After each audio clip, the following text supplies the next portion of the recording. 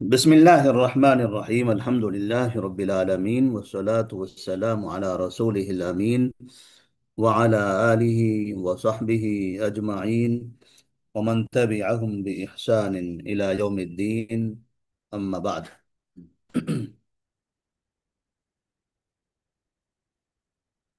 قواعد فقہیہ میں محمد بن صالح العثیمین رحمہ اللہ کی کتاب میں پہلا قاعدہ الدین جاء لسعادت البشری. قواعد فقہیہ میں جتنے قواعد ہیں ان تمام قواعد کا تعلق فقہی مسائل سے ہے. پہلے ہمیں یہ سمجھ لینا چاہیے، اسی لیے اس کو قواعد فقہیہ کہا جاتا ہے. قواعد عقدیہ، عقیدے سے متعلق قواعد، وہ الگ ہوں گے. یہاں صرف قواعد فقہیہ ہے. قواعد ایمانیہ وہ الگ ہوں گے. فقہی مسائل جو ہم فقہ کی کتابوں میں پڑھتے ہیں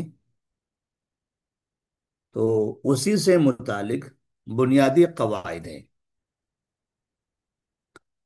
جب ہم القواعد الفقہیہ کہتے ہیں تو فقہ کے معنی ہم بتایا، اس کا معنی ہوتا ہے سمجھنا، اور اگر اس کا اصطلاحی معنی دیکھا جائے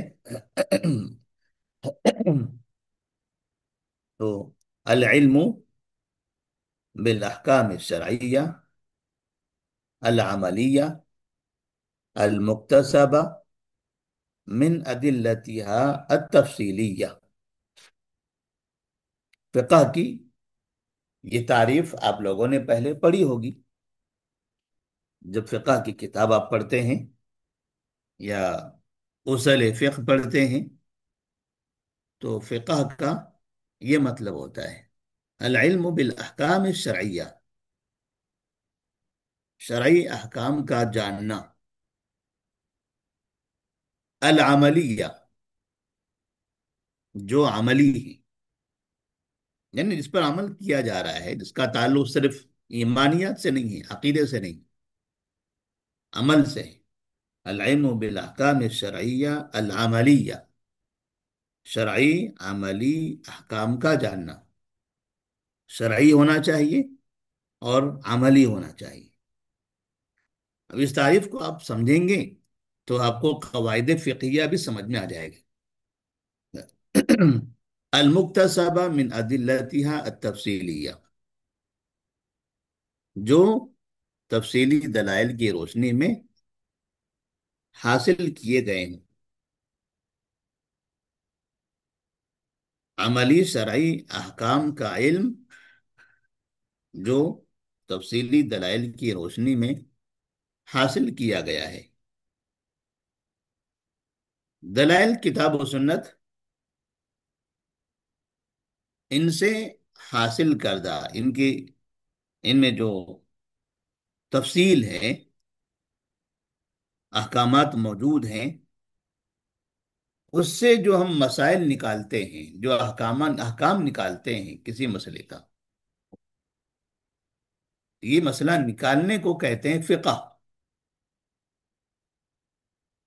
اسی کو فقہ کہا جاتا ہے. تو جب ہم فقہ کہتے ہیں تو فقہ یا فقہ قرآن و حدیث کی روشنی میں مسائل نکالنے کو کہا جاتا ہے.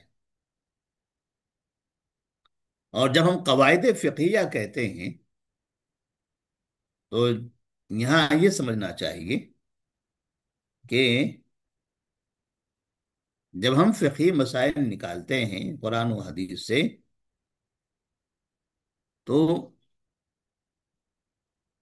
بہت سارے فقہی مسائل تو دنیا کے اندر وجود میں آتے رہیں گے، لیکن نصوص تو محدود ہیں. کتاب و سنت یہ تو محدود ہے. اب نہ نئی کتاب آنے والی ہے نہ نئی حدیثیں آ سکتی ہیں۔ انہی سے زندگی میں آنے والے تمام مسائل کو حل کرنا ہے۔ تو دنیا میں نئے نئے وجود میں آنے والے مسائل کو حل کیسے کیا جائے گا، ان چیزوں کو کہاں سے پھر حل کیا جائے گا، تو اس کے لیے ہمارے پاس نصوص میں، کتاب و سنت میں کچھ بنیادی اصول ہیں۔ ان اصول سے مزید فقہی مسائل ہم سمجھ سکتے ہیں، اور انہی اصول کو قواعد فقہیہ کہا جاتا ہے، جس کو فقہ کے علماء نے، یا فقہی مسائل کو مرتب کرنے والے علماء نے الگ الگ انداز سے لکھا ہے۔ تو ان قواعد میں پہلا قاعدہ یہاں پر ہے: الدین جاء لسعادت البشری۔ اس جملے کو اگر ہم دیکھیں تو یہ جملہ مبتدا خبر ہے۔ الدین مبتدا، اور جاء لسعادت البشری فعل فاعل جار مجرور، یہ سب مل کر اس مبتدا کی خبر، جس کا معنی ہوتا ہے دین آیا ہے بشری سعادت کے لیے، انسانوں کی بھلائی کے لیے، انسانوں کی خوش بختی کے لیے، ان کی خیر خواہی کے لیے، انسانوں کو نقصان سے بچانے کے لیے، انسان کو فائدہ پہنچانے کے لیے۔ یہ ہے دین کا مقصد۔ دین کیوں آیا؟ تو دین انسان کو کامیاب کرنے کے لیے، اس کی زندگی اور اس کی آخرت کو کامیاب کرنے کے لیے، اور دنیا و آخرت میں اس کو نقصان سے بچانے کے لیے، یہ سب اس کا معنی ہوگا الدین جاء لسعادت البشر۔ قواعد فقہیہ میں یہ پہلا قاعدہ ہے۔ تو اب ہم نے جو ترجمہ کیا ہے اس سے اب یہ ساری چیزیں آپ سمجھ گئے۔ بشر انسان کو کہتے ہیں، اور سعادت یہ شقاوت کی ضد ہے۔ سعادت شقاوت کی ضد ہے۔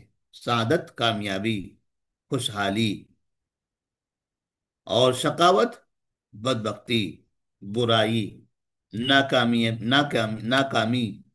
نقصان، ان سب کو شقاوت کہتے ہیں۔ اور فائدے کو، کامیابی کو سعادت کہا جائے گا۔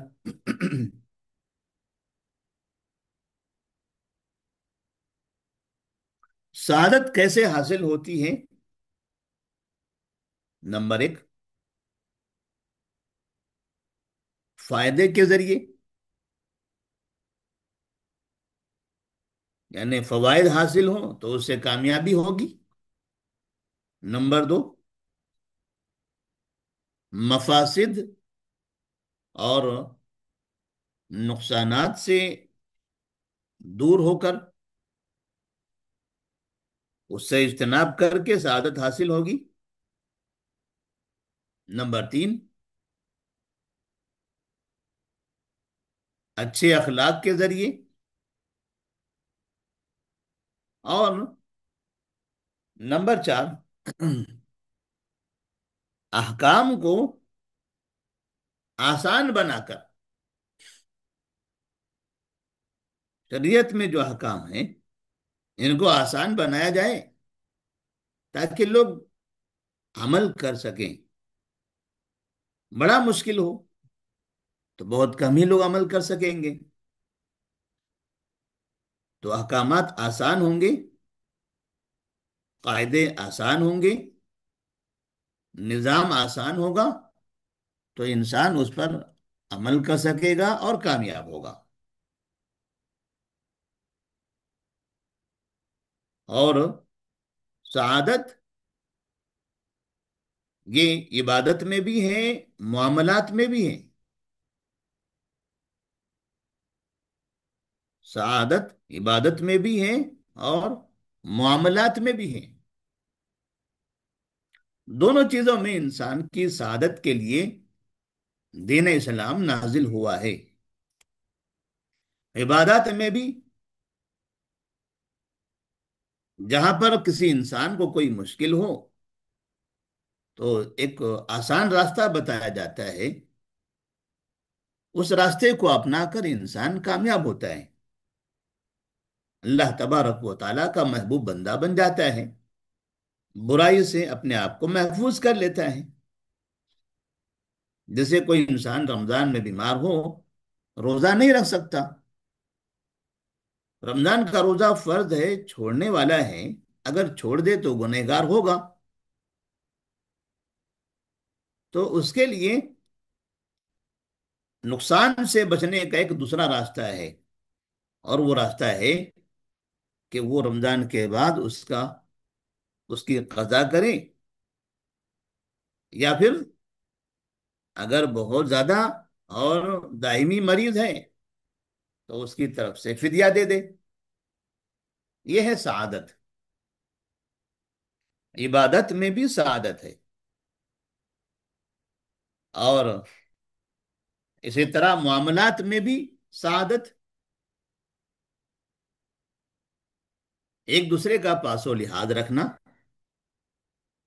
ایک دوسرے کو برائی سے محفوظ رکھنا، دھوکے سے بچانا. غیبت ہے، چغلیاں ہیں، ظلم ہے، قتل ہے، فساد ہے.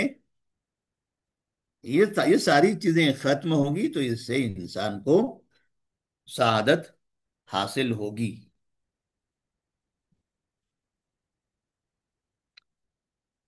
اللہ نے فرمایا من عمل صالحا من ذکر او انثى وهو مؤمن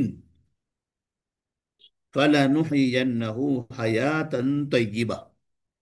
سورہ نحل آیت نمبر 97. من عمل صالحا من ذکر او انثى وهو مؤمن فلنحيينه حیاتا طیبہ. جب بھی کوئی مرد یا عورت نیک عمل کرتے ہیں ایمان کی حالت میں تو ہم انہیں بہترین زندگی عطا فرماتے ہیں. تو یہ سعادت حاصل ہوگی عمل صالح سے اور ایمان سے. پہلی شرط ایمان ہے اور دوسری چیز ہے عمل صالح. تو یہ سمجھیے کہ اس آیت کے اندر اس کا خلاصہ آ گیا. الدین جاء لسعادت البشری. دوسرا قاعدہ ہے لا ضرر ولا ضرار. نہ خود کو نقصان پہنچے اور نہ دوسرے کو نقصان پہنچائے. اپنے آپ کو نقصان پہنچانا بھی غلط ہے اور دوسروں کو نقصان پہنچانا یہ بھی غلط ہے. لا ضرر ولا ضرار کا ایک دوسرا معنی اس طرح سے ہم کریں گے. کہتے ہیں لا ضرر، اس کا معنی ہوتا ہے الضرر قبل وجوده. ضرر کا معنی ہوتا ہے الضرر قبل وجوده، اور ضرار کا معنی ہوتا ہے الضرر بعد وجوده. الضرر قبل وجوده اس کا یہ ہے ضرر، اور ضرار الضرر بعد وجوده. کیسے سمجھیں گے اس کو؟ لا ضرر، یہاں ضرر کا معنی ہوا الضرر قبل وجودہ، بلا کسی مقصد کے وجہ کے آدمی خود کو یا کسی کو نقصان پہنچائے بلا کسی وجہ کی، یہ ضرر ہے۔ اور ضرار نقصان کے بدلے میں نقصان پہنچائے، یہ ضرار ہے۔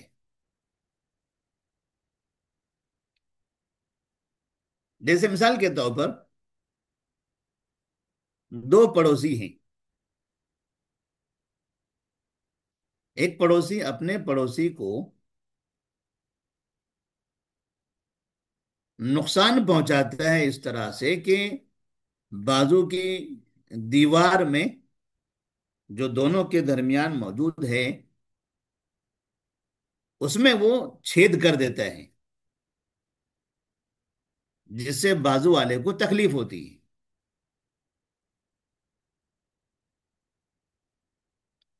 جب بازو والا دیکھتا ہے کہ اس نے چھید کیا ہے، وہ بھی مشین لاتا ہے، وہ ادھر سے چھید کر دیتا ہے۔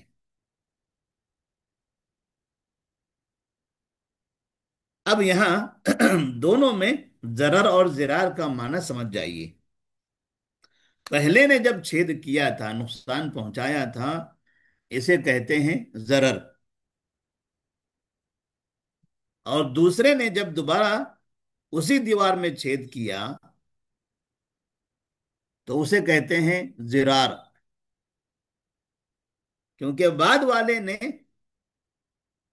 برائی کا بدلہ برائی سے دیا، نقصان کا بدلہ نقصان سے دیا، وہ ضرار ہیں، اور پہلے والے نے بلا کسی وجہ کے نقصان پہنچایا، یہ ضرر ہے۔ میں نے کسی کو مارا، یہ ضرر ہے، سامنے والے نے پلٹ کر اس نقصان یا اس گناہ کا یا اس برائی کا بدلہ دیا مار کر، جس سے فساد اور بڑھ گیا۔ تو جب اس نے پلٹ کر مارا، یہ ضرار ہے۔ برائی کا بدلہ برائی سے دینا ضرار ہوا، اور نئے سرے سے برائی کرنا یہ ضرر ہوا۔ بہت اہم قاعدہ ہے یہ۔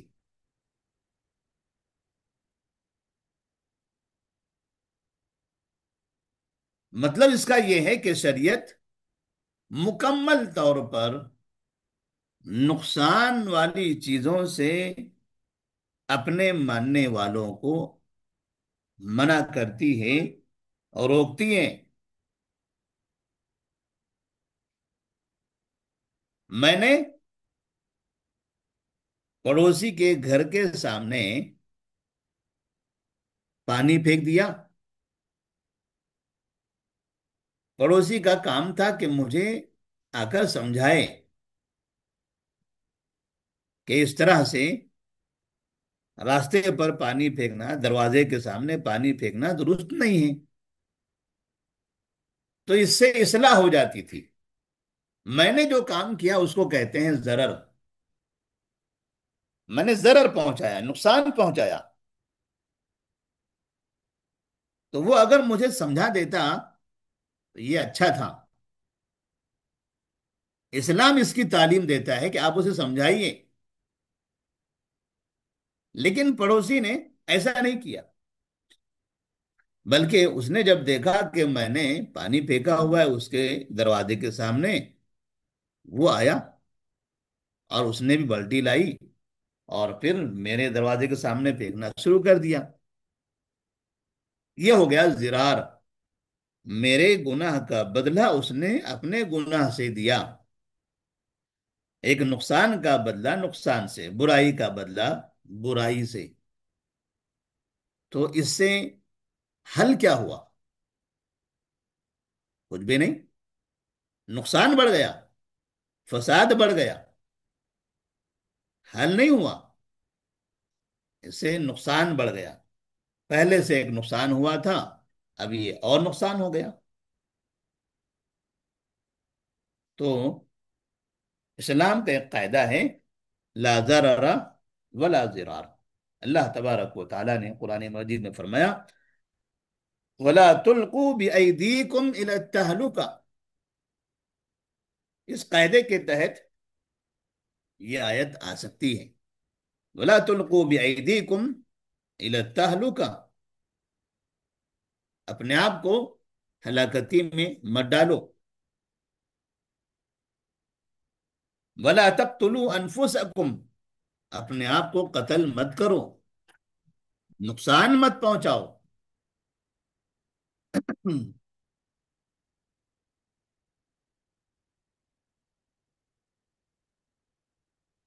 نبی کریم صلی اللہ علیہ وسلم نے فرمایا، ما نہیتکم عنہ فاجتنبوہ، ما نہیتکم عنہ فاجتنبوہ، میں تمہیں جس سے منع کروں اس سے رک جاؤ، وما امرتکم بہ فاتوا منہ ما استطعتم، اور میں تمہیں جس کا حکم دوں جتنی استطاعت ہو اس پر عمل کرو، جتنی استطاعت ہو اس پر عمل کرو۔ تو اس طرح سے نبی کریم صلی اللہ علیہ وسلم کا فرمان کہ اچھے کام کرو، برائی سے رکو، جن اچھائیوں کا میں نے تمہیں حکم دیا ہے اس پر عمل کرو، اور جن برائیوں سے میں نے تم کو منع کیا ہے اس سے رک جاؤ۔ تو جب برائیوں سے رکو گے تو ضرر بھی نہیں ہوگا اور ضرار بھی نہیں ہوگا۔ اس طرح سے ہمارے یہ دوسرے قاعدے کی تشریح ہو گئی۔ انشاءاللہ اب اس کے بعد تیسرے اور چوتھے پانچویں قاعدے کی تشریح اور اس کی وضاحت آئندہ کے درس میں ہم کریں گے۔ السلام علیکم ورحمۃ اللہ وبرکاتہ۔